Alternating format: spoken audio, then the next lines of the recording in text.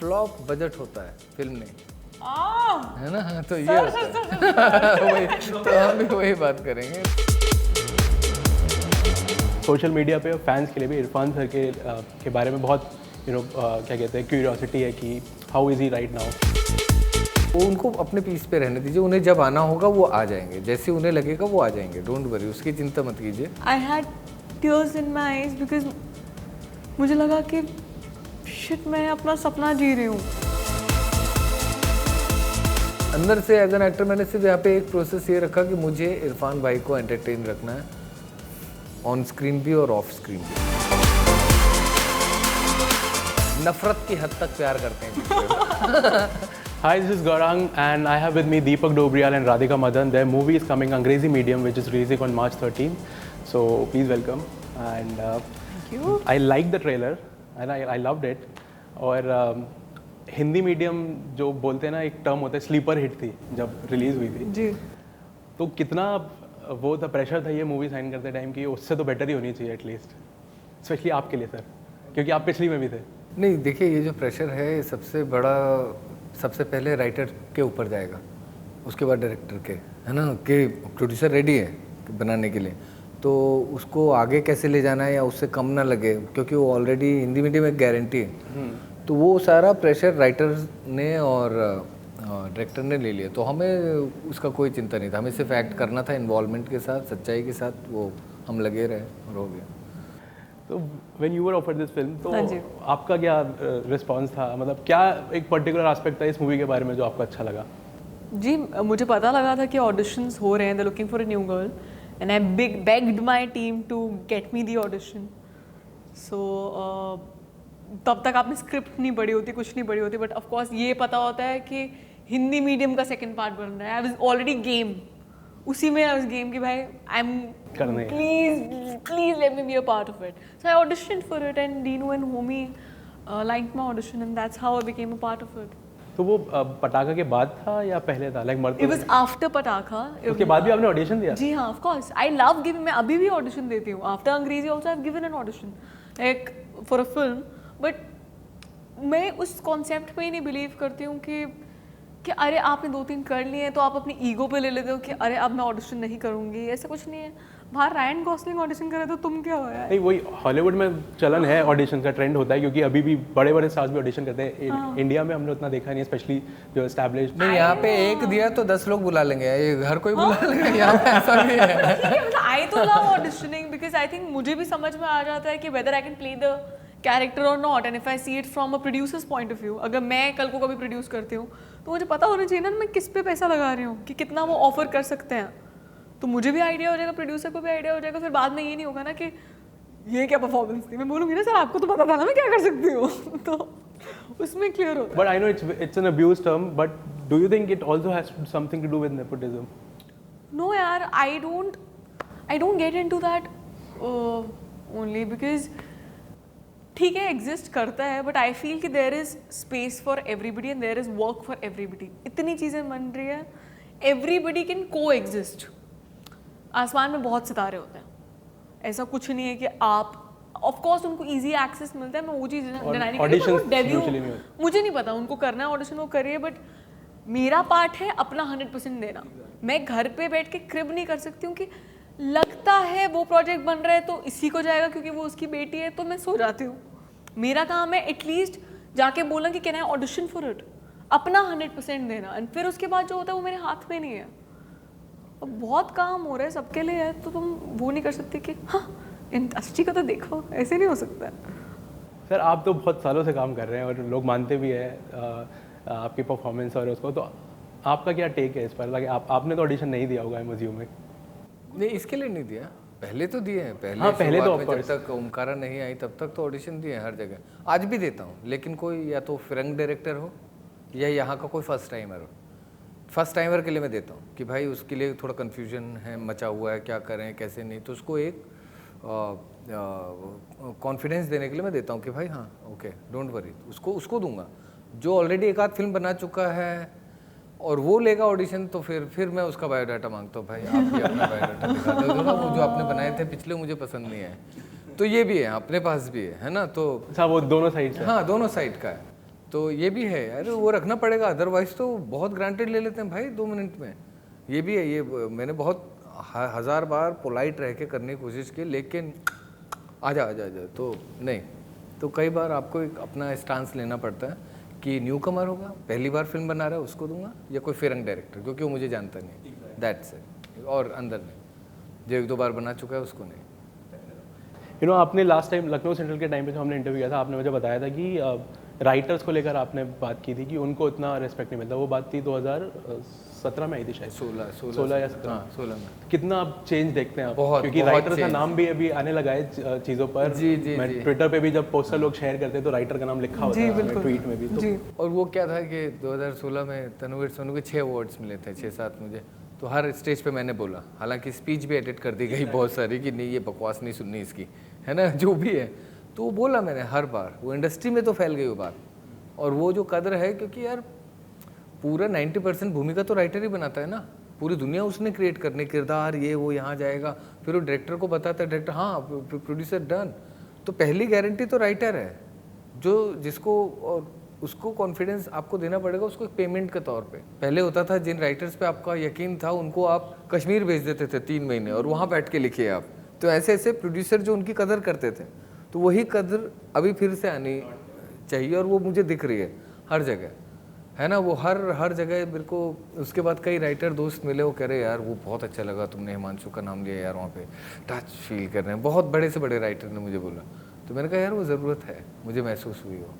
और वरना कौन लिख देगा, वरना हम आप एक्ट करते हैं तो उसमें क्या होता है कि हम कई बार राइटिंग कर रहे होते हैं एक्ट के बजाय, कि खाली स्पेस है तो आप इम्प्रोवाइजेशन भी इस तरह से करते हो, वो राइटिंग होती है वो हल्की सी। अगर वो अच्छे से लिखा है पहले ही तो आप किसी और लेयरिंग पे जाओगे, कुछ और बारीकियां दिखाओगे, कुछ और चीज़ें दिखाओगे, तो वो उनकी कदर हमेशा सबसे पहले होनी चाहिए। आपकी जो पिछली फिल्में थी, जैसे दोनों ही मुझे बहुत पसंद है। मर्द को धनी I loved, like one of my favourite films of last year. But उन दोनों मूवीज में जो आपके इमीडिएट को एक्टर्स थे, जिनके साथ आपके मैक्सिमम सीन्स थे, वो न्यू कमर्स ही थे सॉर्ट ऑफ, लाइक अभिमन्यु हुए या सानिया मल्होत्रा, सॉरी। तो इसमें आप इरफान खान के साथ काम कर रही हैं, फिर आपके सीन्स इनके साथ है, फिर करीना कपूर खान भी है और डिम्पल कपाड़िया भी। तो how was it working with them? Were you intermediate, because that was the first time you working with established stars? जी, मैं एज अ पर्सन जैसी हूँ, द थिंग इज़ मेरे साथ कि जब चीज़ वो हो रही होती है ना, उस टाइम पे मुझे हिट नहीं करती।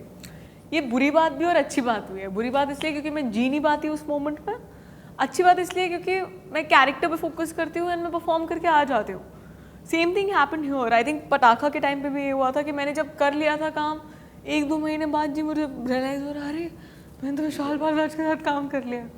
सो इधर जब मैंने ट्रेलर देखा, वो जो आखिरी के 10 सेकेंड होते हैं जहाँ पर लिखा हुआ है इरफान खान, करीना कपूर खान, राधिका मदान, दीपक डोबरियाल, डिम्पल कपाड़िया, एंड मैंने वो पढ़ा and I had tears in my eyes, because मुझे लगा कि शिट, मैं अपना सपना जी रही हूँ, कि यही तो, इसी के लिए तो आना चाहती थी, यही तो सपना था और मैं जीत चुकी हूँ, मतलब मैं कर चुकी हूँ काम। सो आई स्टार्ट, मेरे आंसू नहीं रुके। और फिर मैंने जब गाना देखा वो एक ज़िंदगी, तब भी मैं अपनी फ्रेंड के साथ ही गाड़ी में थी और second half of the song में सबके क्लिप्स आ रहे हैं, दीपक सर के, Kareena, Irrfan, Ranveer, Shorey, Dimple ma'am, and I couldn't stop crying and my parents couldn't stop crying, वो भी फ़ोन पे थे। सो वो भी ऐसे रोए जा रहे, हम 10 बार देख के रो रहे थे। आई थिंक बाद में आपको रियलाइज़ होता है कि क्या हो गया। सो उस वक्त, आपके क्वेश्चन पे वापस आते, उस वक्त नहीं लगा, बट अभी मैं सिर्फ रो रही हूँ और मैं अभी कुछ नहीं कर रही, मैं सिर्फ रो रही हूँ, खुशी के आंसू आ रहे हैं और कुछ नहीं है। That's great. सोशल मीडिया पे फैंस के लिए भी इरफान सर के बारे में बहुत क्या कहते हैं, क्यूरियोसिटी है कि how is he right now, so if you can tell us something about him. मैं कहूँगा कि उनको उनके ऊपर रहने दीजिए, अभी ज़्यादा बार बार सवाल करके बहुत लोग वो पूछ रहे हैं कुछ, है ना, तो उनको अपने पीस पे रहने दीजिए। उन्हें जब आना होगा वो आ जाएंगे, जैसे उन्हें लगेगा वो आ जाएंगे, डोंट वरी, उसकी चिंता मत कीजिए। वो एक आदमी की पर्सनल शांति का मामला है, वो जिस तरह से ट्रीट करते हैं। हाँ वो सेलिब्रिटी हैं, लेकिन कई मामलों में मीडिया को भी समझना चाहिए कि बस ये हमारा दायरा होना चाहिए, है ना। तो कुछ चीज़ों में बस हल्का सा एक वो जब आएंगे तब आ जाएंगे। वो प्रोमो बहुत अच्छा था, जो पूरा प्यार है उनका फिल्म के साथ, हम सब उन्हीं को रिप्रेजेंट कर रहे हैं हर जगह, हम सबका प्यार है। हाँ, इनफैक्ट आप दोनों की केमिस्ट्री पहले पार्ट में बहुत ही ज़बरदस्त थी, और तो specially he made a come back after 2 years with this film, तो कितना ईजी था सडनली वो वापस लेकर आना है केमिस्ट्री को, या कितना ट्राई किया था, मतलब कैसे हुआ था? नहीं, वो पिछली केमिस्ट्री ही चल रही थी अभी तक, मतलब बीच में भी हम 1-2 बार ये करीब करीब सिंगल के लिए भी मिले, कुछ करने वाले थे, बट मेरा कुछ डेट्स का इशू था, वो सब होके एंड फिर टच में थे हम, काफ़ी सारी फ़नी चीज़ें एक दूसरे शेयर करते थे, वो सब चीज़ फिर जब पता चला कुछ, वो फिर यहाँ पे आए जब शूट पे, तो पूरा मैं तो वेलकम में, कहाँ है इरफान भाई यार, आ रहा हूँ डार्लिंग, रास्ते में हो, आ जाओ। फिर ये हुआ, और फिर जो हम लोग स्विमिंग साथ में करते थे हिंदी मीडियम में, खाना सुबह से लेके शूटिंग से लेके खेलना या मैच देखना, क्रिकेट मैच देखना, वो सब चीज़ें, और फिलॉसफी पे अपने पास्ट की बातें करना, स्ट्रगलिंग दौर की बातें करना कि क्या क्या चीज़ों से गुजरे हैं वो, या मैं कहाँ से गुजरा हूँ, ये क्या। तो बस मेरा ये था कि यार अंदर से एज एन एक्टर मैंने सिर्फ यहाँ पे एक प्रोसेस ये रखा कि मुझे इरफान भाई को एंटरटेन रखना है, ऑन स्क्रीन भी और ऑफ स्क्रीन भी, और वो मैं थ्रू आउट करता था। तो मतलब कई सीन किकू शारदा मैं और बैठे हुए, तो आंखों से आंसू आ रखे हैं, सब रेडी, अनिल मेहता सर कैमरे पे बैठे हुए, वो हंस रहे हैं, होमी हंस रहे हैं, सब हंस रहे हैं, और इतने में एक असिस्टेंट आया, वी आर रेडी, तो होमी ने कहा we are not, wait let them finish. तो होमी ने एक वो रखा कि यार पहले उनको इंजॉय करने दो, वो जब इंजॉय करेंगे और जब बोलेंगे now we are ready then we are ready, तो सो पूरा क्रू ऐसे रेडी रहता था। तो इस प्रोडक्शन हाउस ने जो इरफान भाई के लिए रिस्पेक्ट दिखाई है, डीनू ने, होमी ने, पूरे अनिल मेहता सर ने, इतने दिग्गज लोगों ने, पूरी टीम ने, यूनिट ने, वो भी आपको एक इंस्पायर करते हैं कि यार ये कदर है, ये इरफान भाई की जो कदर है इस फिल्म में, इंडस्ट्री में, वो कोई समझ ही नहीं सकता। अमेजिंग। इनफैक्ट एक एस्पेक्ट जो ट्रेलर में मुझे बहुत इंटरेस्टिंग लगा वो था आपका जो, और इरफान का जो घसीटे राम को लेकर जो चल रहा है दुकान का नाम, वो हमने रियल लाइफ में बहुत देखा है। लोनावला में आप चले जाओ तो बहुत सारे होते हैं कि पता नहीं चलता ओरिजिनल कौन सा वाला है। हाँ। और नॉर्थ में भी ये बहुत ज़्यादा होता है, उसके बारे में कुछ बताइए, उस एंगल के बारे में।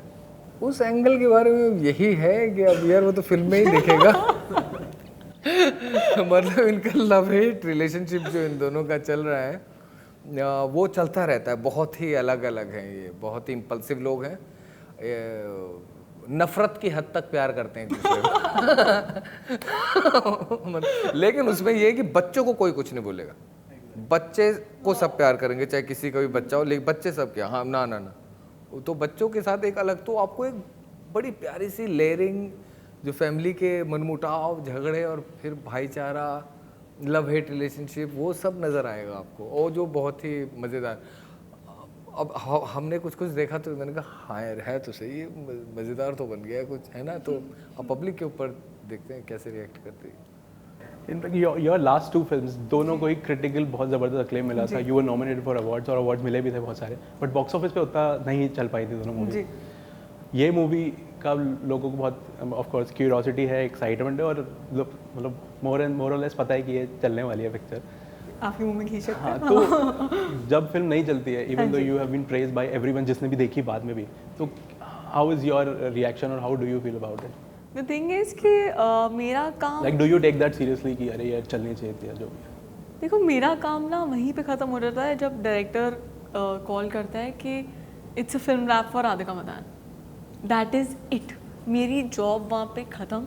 मेरा काम है कि क्या मैंने अपने कैरेक्टर को अटमोस्ट ऑनेस्टी के साथ प्ले किया कि नहीं किया, हार्डवर्क उसमें डाला कि नहीं डाला, और बस मेरा काम, शूट ख़त्म, मेरा ख़त्म।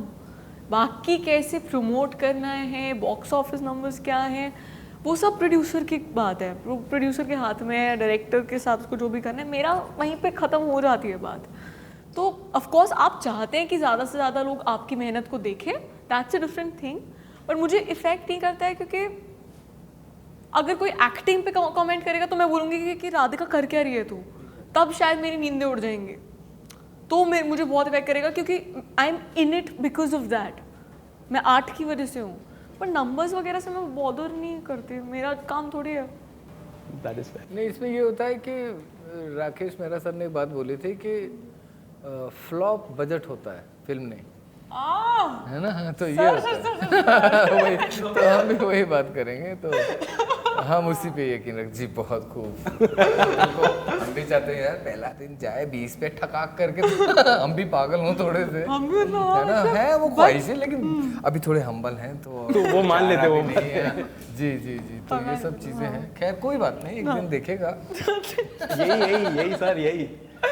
इनफैक्ट आप जो बात कर रहे हैं सैफ अली खान का, भी मैं रिसेंट में इंटरव्यू, उन्होंने मुझे बोला था लाल कप्तान के लिए that it was painful for him that when that film didn't work, क्योंकि बहुत मेहनत करी थी। आपका रोल बहुत सराहा गया था उस पिक्चर के लिए, तो आपका क्या मानना है बॉक्स ऑफिस को लेकर? सेम फ्लॉप बजट होता है। अच्छा, फ्लॉप।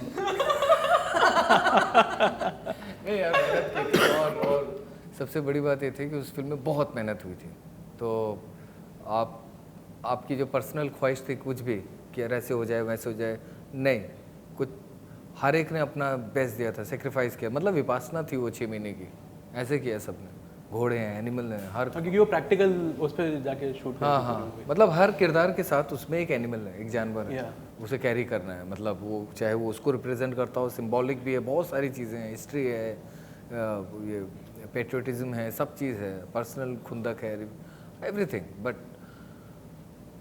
अब है, जितनों ने भी देखी है यार, वही अब खुशी है बस, अब उसी से हम तो जी तारीफों से जीते हैं, ऐसी बातें करनी पड़ती हैं ना, तो बस चल जाए। हाँ, खैर फाइनली ट्रेलर में जो जितना भी देखा है, जो ह्यूमर पार्ट है यूजुअली होता है कि वो इम्प्रोवाइज भी बहुत करते हैं, तो कितना आप लोग इम्प्रोवाइजेशन में मानते हैं, और कितना स्पेशली जो आपका वो एक जोक है सकलेन मुश्ताक वाला, और best part voice played well, मतलब वो लिखा हुआ था, वो आपने बोला था, क्योंकि आई थिंक तो वो इम्प्रोवाइजेशन वॉइस प्लेट वेल है, वॉइस प्लेट बोला गया, वो पहले बोलते हैं, अभी आप फिल्म में देख के आइडिया लगेगा आपको, वो पहले कोई और बोलते हैं, फिर हम उसे कैरी कर, बट ख्वाजा की दीवानी ऑन द स्पॉट, हाँ वो वहीं पे, पूरा जो आप तो कई चीज़ें ऐसी होती थी कि एक आध शॉट में अनिल सर को भी हंसी आ गई, तो वहाँ से नकुल काम, ए व्हाई यू लाफिंग अनिल, तो मैं भी तो इंसान हूँ यार, मैं भी हंस सकते हैं। तो कुछ चीज़ें इम्प्रोवाइज थी वहाँ पे, तो पूरा यूनिट जो हमारा वो था, वो हंसते रहते थे कुछ कुछ।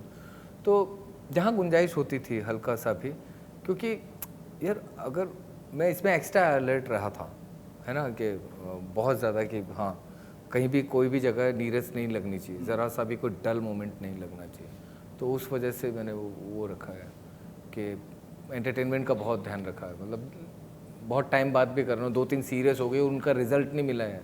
मैंने बाबा फिल्म की थी मराठी, नहीं देखी, बाढ़ आ गई यहाँ पे, नहीं चली, हाँ वो सब मिल गए, लेकिन ये लाल कप्तान तो एक वो भी होता है, आओ फिर आ जाओ, ऐसे देखना है तो ठीक है, फिर कॉमेडी कर लेते हैं, फिर तो वो भी है। अब वो भी किरदार में रहते हुए, कुछ अलग किरदार, कुछ ऐसे भी नहीं कि जल्दबाजी में की हुई कोई कॉमेडी है, इसमें संबंध भी हैं, एक दूसरे के प्रति प्यार है, एम्पैथी है, सिंपैथी है, और रियलाइजेशन है। सबसे बड़ी बात जो इस फिल्म की है, बहुत चीज़ें मिलेंगी आपको देखने में।